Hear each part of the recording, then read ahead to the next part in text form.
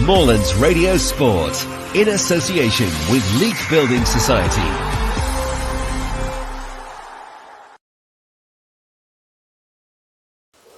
And you'll get the name right eventually, Josh. It's Brehaut, isn't it? As in Mayo. Brehaut as in Mayo.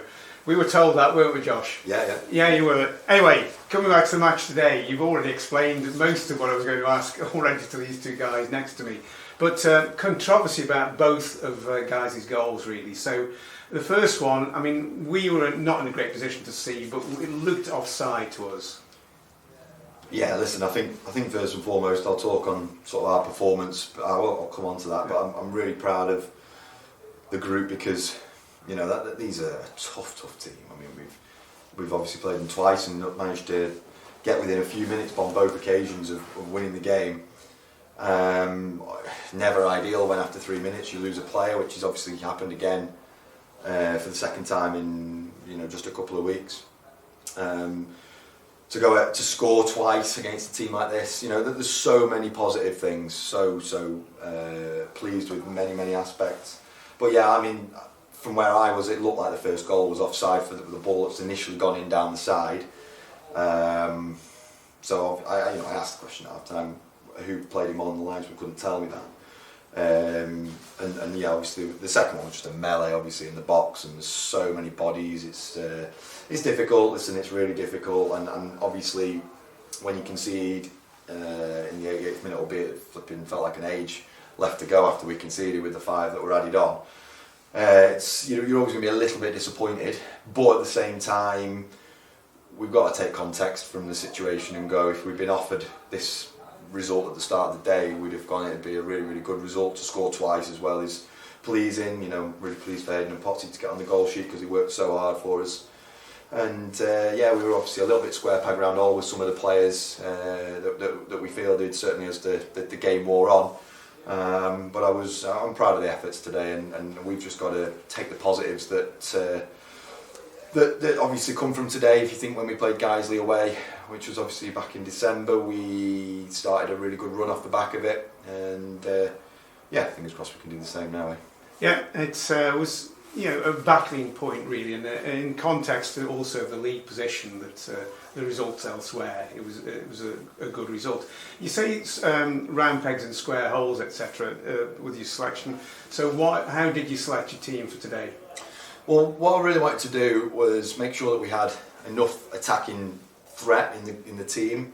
So obviously Tyrese came into the team today, who's not been starting anywhere near as much as he would have wanted to in recent months, and he can be really pleased with his contribution actually, and to have lasted for the 88 minutes or whatever it were, 80, I can't remember whether it was just before or after the goal. It was after the goal, wasn't it? So he's played 90 minutes near on, and for him to have done that when he's not played too much in recent months is a huge credit to him. Very pleased with his output. Obviously in the first half, in particular in front of us, he was getting some real success for us. So we wanted to get him into the team, but we knew that as a result of that it would maybe exploit us a little bit down that side. And I thought that the lads that in the end it was Nathan Comey, wasn't it, with Curley coming off after 3 minutes, sort of dealt with that well, and we needed the support of Lucas to come out in that area as well.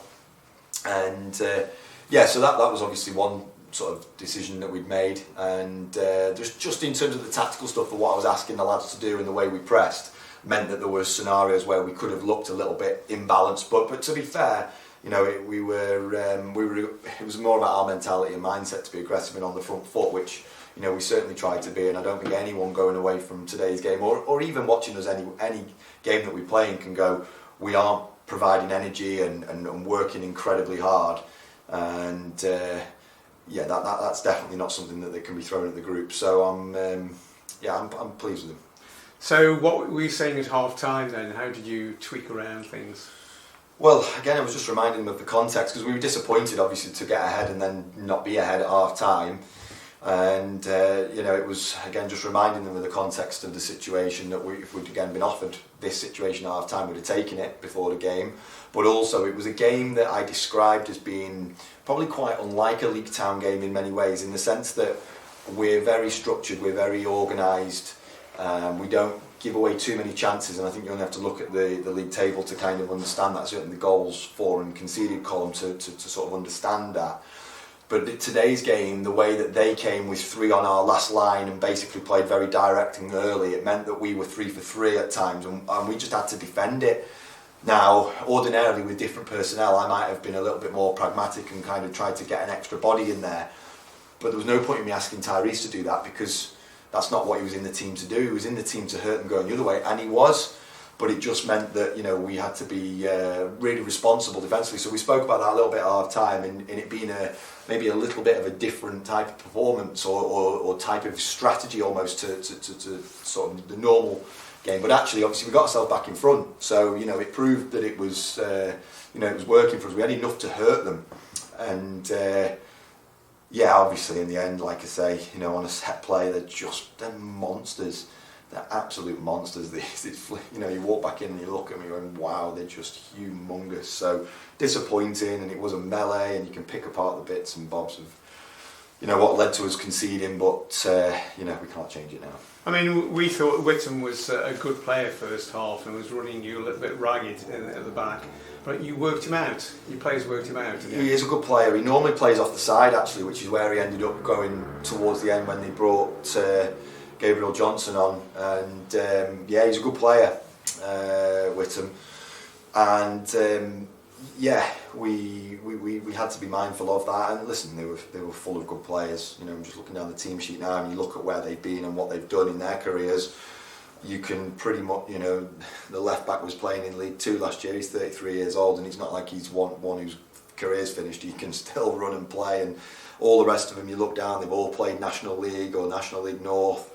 You know, they're an incredibly experienced team. So yeah, fair play to us for, you know, we've given as good as we got. And just a word of real praise for Hayden Campbell, who sometimes we think he doesn't do quite as much as we want him to, but he came out with a goal and an assist today.